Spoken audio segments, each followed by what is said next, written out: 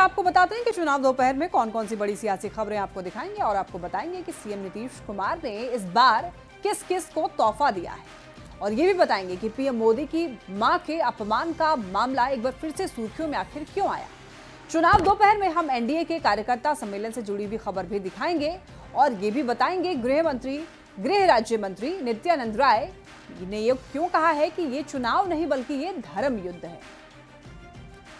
बढ़ते खबरों में आगे देखिए, नीतीश सरकार ने बिहार की जनता के लिए चुनावी साल में अपना पिटारा खोल दिया है। लगातार सरकार सौगातों की बारिश कर रही है और एक बार फिर नीतीश सरकार ने कई विभागों के कर्मचारियों को सौगात देने का काम किया है। नीतीश सरकार का ये ऐलान है कि SC/ST वर्ग के लिए विकास मित्रों का भत्ता जो है वो बढ़ा दिया है। परिवहन भत्ता 2500 रुपए प्रति महीने कर दिया गया है। स्टेशनरी भत्ता भी 1500 रुपए प्रति माह कर दिया गया है। बता दें आपको, टैब के लिए अब 25-25 हजार रुपए मिलेंगे। शिक्षा सेवकों के लिए भी ऐलान किया गया है। तो ये बड़ा ऐलान नीतीश सरकार ने किया है। बताते चलें आपको कि SC/ST वर्ग के लिए ये बड़ी घोषणा है। नीतीश सरकार ने SC/ST वर्ग और शिक्षा सेवकों के हित में कई बड़ी घोषणाएं की हैं और इस फैसले से विकास मित्रों और शिक्षा सेवकों को इसका सीधा लाभ मिलेगा। और देखिए, सबसे अहम बात यह है कि अब विकास मित्रों का भत्ता बढ़ा दिया गया है। तो आपको ये बताते चलें कि नीतीश सरकार ने बिहार की जनता के लिए चुनावी साल में अपना पिटारा खोल दिया है। लगातार सरकार जो है सौगातों की बारिश कर रही है। तो देखिए, नीतीश सरकार ने ऐलान किया है SC/ST वर्ग के लिए विकास मित्रों का भत्ता बढ़ाया गया है। परिवहन भत्ता जो है वो 2500 रुपए प्रति माह कर दिया गया है। टैब के लिए 25-25 हजार रुपए दिए जाएंगे। तो आपको बता दें कि SC/ST वर्ग के लिए ये बड़ी घोषणा है। ST/SC वर्ग के लिए नीतीश सरकार ने ऐलान किया है। शिक्षा सेवकों के हित में कई बड़ी घोषणाएं की हैं और इस फैसले से देखिए विकास मित्रों और शिक्षा सेवकों को सीधा सीधा लाभ मिलने वाला है। सबसे अहम बात यह है कि अब विकास मित्रों का भत्ता बढ़ा दिया गया है। परिवहन सुविधा के लिए उन्हें हर महीने 2500 रुपए भत्ता मिलेंगे। वहीं स्टेशनरी खर्च के लिए 1500 रुपए प्रति महीने दिए जाएंगे। इसके अलावा डिजिटल कार्यों को बढ़ावा देने के लिए उन्होंने टैबलेट खरीदने के लिए 25,000 की सहायता दी है। सेवकों को सौगात देने का फैसला लिया है और इस बात की जानकारी खुद बिहार के सीएम नीतीश कुमार ने सोशल मीडिया पोस्ट X के माध्यम से की है। जो जानकारी मिली है, बिहार महादलित विकास मिशन के अंतर्गत कार्यरत प्रत्येक विकास मित्र को टैबलेट खरीदने के लिए एकमुश्त 25,000 रुपए की राशि दी जाएगी। विभिन्न कल्याणकारी योजनाओं के लाभुकों के डाटा संधारण एवं अन्य कामकाज में इससे उन्हें सुविधा मिल सकेगी। विकास मित्रों का परिवहन भत्ता 1900 रुपए से बढ़ाकर अब प्रति माह 2500 रुपए कर दिया गया है, जबकि स्टेशनरी भत्ता 900 रुपए से बढ़ाकर 1500 रुपए कर दिया गया है।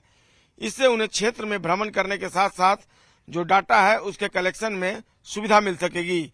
इसके साथ ही सरकार ने महादलित, दलित, अल्पसंख्यक एवं अति पिछड़ा वर्ग के बच्चों तक शिक्षा का लाभ पहुंचाने, शिक्षा का प्रचार प्रसार करने के अलावा अक्षर आंचल योजना के अधीन महिलाओं को साक्षर बनाने में महत्वपूर्ण भूमिका निभाने वाले शिक्षा सेवकों को डिजिटल गतिविधियों के संपादन के लिए स्मार्टफोन देने का भी सरकार ने फैसला लिया है और इसके लिए उन्हें 10,000 रुपए की राशि दी जाएगी। शिक्षण सामग्री मद में भुगतान की जा रही राशि को 3405 रुपए से बढ़ाकर 6,000 रुपए करने के लिए सरकार ने फैसला ले लिया है और प्रति केंद्र प्रति वर्ष किए जाने का यह फैसला लिया गया। तो निश्चित तौर पर ये एक बड़ा फैसला है और कहीं न कहीं राज्य में शिक्षा के प्रचार प्रसार और दलितों के हित में जो काम किया जा रहा है उसको लेकर सरकार ने यह फैसला लिया है और इससे जो निचले लेवल पर लोग हैं उनको बड़ी राहत मिलेगी।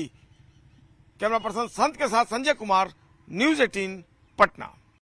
माननीय मुख्यमंत्री नीतीश कुमार जी हर तबके की भलाई के लिए दिन रात काम में लगे हुए हैं। अनुसूचित जाति जनजाति के विकास के लिए उन्होंने शिक्षा सेवक विकास मित्र का जो टैबलेट खरीदने की घोषणा किया है, स्वागत योग्य कदम है। निश्चित रूप से इससे जो हमारे अति पिछड़े अल्पसंख्यक भाई हैं, अनुसूचित जाति जनजाति, उनको इसका बड़ा लाभ मिलेगा और बिहार में निश्चित रूप से एनडीए का जो फॉर्मूला है सबका साथ सबका विकास, सभी समाज को समाहित कर लेकर आगे बढ़ने का काम कर रहे हैं। पीएम मोदी की मां के अपमान का मामला देखिए एक बार फिर से सुर्खियों में है और इस बार नेता प्रतिपक्ष तेजस्वी यादव की सभा में पीएम की मां का अपमान किया गया है। वैशाली में तेजस्वी के मंच से पीएम की मां का अपमान हुआ। पीएम की मां के अपमान का आरोप तेजस्वी के सामने पातेपुर में अपमान का आरोप लगा है। अब देखिए, पीएम की मां के लिए कहे गए अपशब्द मंच पर तेजस्वी और एमएलए मुकेश रोशन भी उस समय मौजूद थे, लेकिन किसी ने भी रोकने की कोशिश नहीं की। इसी को लेकर के अब सियासत जो है वो शुरू हो गई है। तो एक बार पहले भी ये हो चुका है जब प्रधानमंत्री नरेंद्र मोदी की मां के लिए अपशब्दों का इस्तेमाल किया गया था। उस वक्त भी खूब बवाल मचा था, सियासी उबाल देखने को मिला था। और एक बार फिर से इस बार नेता प्रतिपक्ष तेजस्वी यादव की सभा में ऐसा हुआ है और तब भी रोकने की कोशिश नहीं हुई है। इसी को लेकर के काफी ज्यादा सियासत में उबाल देखने को मिल रही है। और आपको ये भी बता दें,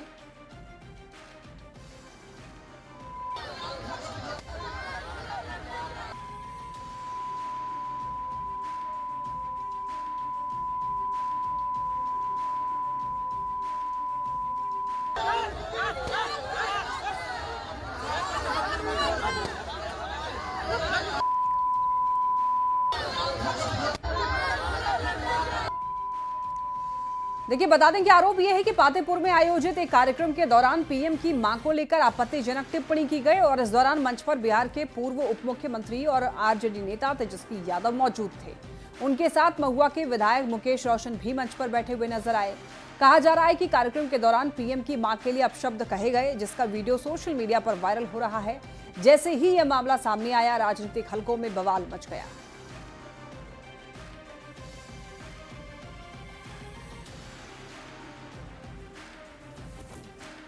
सुपर एक्सक्लूसिव वीडियो ये आप देख पा रहे हैं। न्यूज़ 18 बिहार झारखंड आपको ये वीडियो दिखा रहा है और आपको बताते चलें कि इस वीडियो में जो आवाज़ है उसे बीप कर दिया गया है। नहीं सुनाई, ये आवाज़ जो है वो नहीं सुना सकते हैं। लेकिन देखिए इसी वीडियो को लेकर दरअसल बवाल मचा हुआ है। तेजस्वी यादव मंच पर थे, लेकिन इसके बावजूद पीएम की मां के अपमान के बावजूद वहां पर किसी ने भी रोकने की कोशिश नहीं की। देखिए पीएम मोदी की मां के अपमान पर एक बार फिर से बिहार का सियासी पारा हाई है। वार पलटवार और सफाई का दौर भी जारी है। सुनाएंगे आपको कि किसने क्या कहा है और आरजेडी ने क्या सफाई दी है। लेकिन उससे पहले जरा ये जान लीजिए कि दरभंगा में वोटर अधिकार यात्रा के दौरान क्या हुआ था। देखिए इससे पहले भी 29 अगस्त को दरभंगा में कांग्रेस की वोटर अधिकार यात्रा के दौरान मंच से पीएम मोदी की मां को लेकर के विवादित टिप्पणी की गई थी। उस वक्त भी पूरे देश में से लेकर तीखी प्रतिक्रियाएं सामने आई थी, बवाल मचा था। कई राजनीतिक दलों ने कांग्रेस पर निशाना साधा था। अब एक बार फिर देखिए क्या हुआ है। पातेपुर में एक वीडियो सामने आता है पातेपुर का। इस मामले ने अब सियासी हलचल और ज्यादा तेज कर दी है। बीजेपी इस मामले को लेकर के आक्रामक रुख अपनाते हुए दिखाई दे रही है। विपक्षी दलों पर सवाल खड़े हो रहे हैं कि मंच पर मौजूद होने के बावजूद, तेजस्वी यादव वहां पर मौजूद थे, इसके बावजूद नेताओं ने टिप्पणी का विरोध वहां पर क्यों नहीं किया है। ये सवाल लगातार उठ रहे हैं। चलिए बढ़ते हैं खबरों में आगे। देखिए डिप्टी सीएम सम्राट चौधरी ने भी पीएम की मां के अपमान पर पलटवार किया। उन्होंने कहा कि इस बार तो हद पार कर गया। तेजस्वी मंच पर खड़े हैं, पीएम मोदी की मां को गाली दी गई, इसकी भर्त्सना करता हूं, लालू परिवार को चेतावनी देता हूं, इसके लिए माफी मांगे। बिहार अपने आप में शर्मसार हो रहा है। बिहार का लोकतंत्र, जिस बिहार को लोकतंत्र की जननी माना जाता हो, वो लोकतंत्र शर्मसार हो रहा है। और आप सोचिए कि लालू प्रसाद जी का परिवार सत्ता में नहीं है, कांग्रेस पार्टी सत्ता में नहीं है, तब लगातार तीसरी बड़ी घटना इस देश के यशस्वी प्रधानमंत्री नरेंद्र मोदी जी की मां को गाली देने का काम राजद के गुंडे, कांग्रेस के गुंडे, यार बीजेपी के प्रदेश अध्यक्ष दिलीप जायसवाल ने भी पलटवार किया है। उनका क्या कुछ कहना है, सुनिए। गांधी जी, प्रधानमंत्री जी के स्वर्गीय माता जी को गाली जो आप बकवा रहे हैं, न भगवान माफ करेंगे, न बिहार की जनता माफ करेगी। और ये बता रहा है कि आप हताशा में हैं और इस हताशा से आपको चुनाव में हार का डर अब सताना शुरू कर दिया है। भारतीय जनता पार्टी के कार्यकर्ता और भारतीय जनता पार्टी इसका प्रतिकार करेगी और आपको बिहार के जनता के सामने बेनकाब करने का काम करेगी कि आपने प्रधानमंत्री जी के स्वर्गीय माता जी को और अपने सभा में गाली बकवाने का काम कर रहे हैं। अब इस मामले पर आरजेडी की तरफ से सफाई भी जारी की गई है। आरजेडी का ये कहना है कि तेजस्वी यादव की बिहार अधिकार यात्रा से बीजेपी घबरा गई है। ध्यान भटकाने के लिए इस तरह के प्रपंच किए जा रहे हैं, लेकिन बिहार की जनता इसे समझ गई है। आरजेडी में ऐसे संस्कार नहीं है कि किसी के भी प्रति अमर्यादित शब्दों का प्रयोग करे। जिस वीडियो में अपमानजनक भाषा का इस्तेमाल किया गया है उसकी विश्वसनीयता पर भी संदेह है। अगर किसी ने प्रधानमंत्री के खिलाफ किसी प्रकार के अमर्यादित शब्दों का प्रयोग किया है तो हम उसकी तीखी शब्दों में भर्त्सना करते हैं। साथ ही इसकी जांच करा करके दोषी के खिलाफ सख्त से सख्त कार्रवाई करने की मांग करते हैं। नेता प्रतिपक्ष श्री तेजस्वी यादव जी के बिहार अधिकार यात्रा को मिले अभूतपूर्व जन समर्थन से भाजपा काफ़ी परेशान हो गई है। भाजपा की बेचैनी बढ़ गई है। इसीलिए भाजपा द्वारा तरह तरह के कुचक्र और प्रपंच किए जा रहे हैं जिससे इस यात्रा को बदनाम किया जा सके। इस यात्रा के दौरान तेजस्वी जी ने जिन मुद्दों को उठाया, बिहार से जुड़े हुए, नौजवानों से जुड़े हुए, कारखाना के बारे में, कमाई के बारे में, रोजगार के बारे में, नौकरी के बारे में, शिक्षा और स्वास्थ्य के बारे में, उन मुद्दों पर बोलने के लिए भाजपा के पास कुछ नहीं है। भाजपा उन मुद्दों पर कुछ न बोल सकती है न कोई जवाब दे सकती है। इसीलिए ध्यान भटकाने के लिए एक कुचक्र और प्रपंच रचा गया है। जिस वीडियो के बारे में कहा जा रहा है यह तेजस्वी जी की सभा का वीडियो है, उस वीडियो देखने से ही लगता है कि यह एडिटेड वीडियो है। उसकी कोई प्रामाणिकता नहीं है, कोई विश्वसनीयता नहीं है।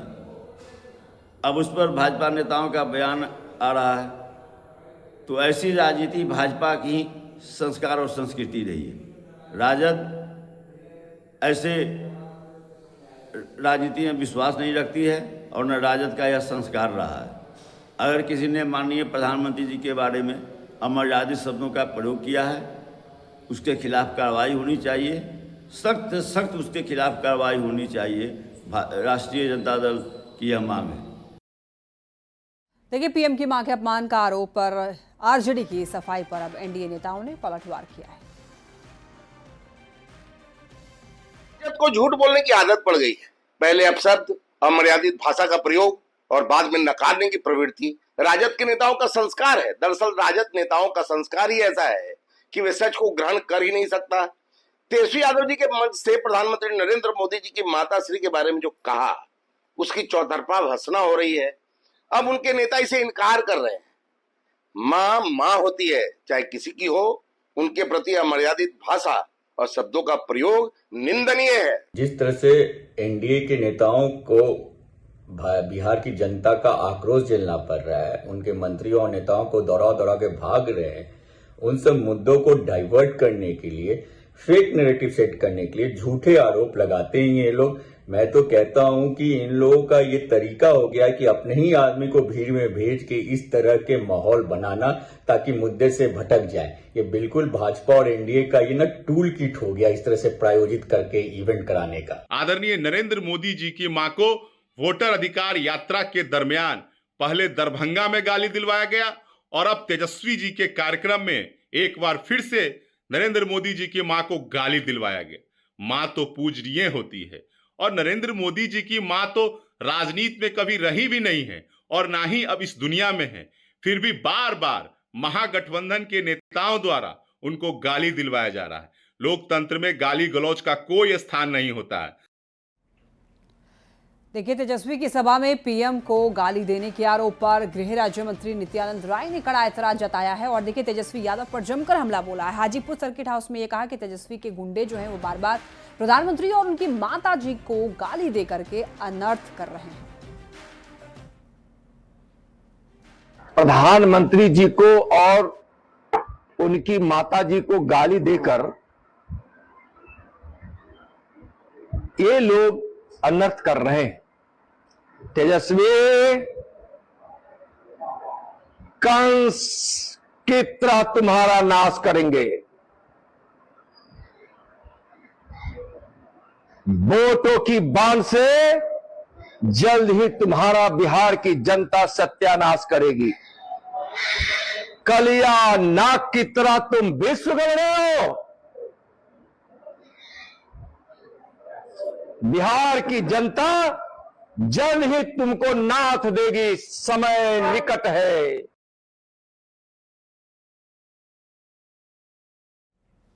भागलपुर के लाजपत पार्क मैदान में कार्यकर्ता सम्मेलन हुआ, जिसमें पूर्व केंद्रीय मंत्री अश्विनी कुमार चौबे, शाहनवाज हुसैन के साथ एनडीए के कई नेता शामिल हुए। 7 विधानसभा से हजारों एनडीए के कार्यकर्ताओं ने यहां पर हिस्सा लिया। सभी नेताओं ने पार्टी को बूथ स्तर पर मजबूत करने और विधानसभा चुनाव में एनडीए उम्मीदवारों को भारी बहुमत से जिताने की बात कही।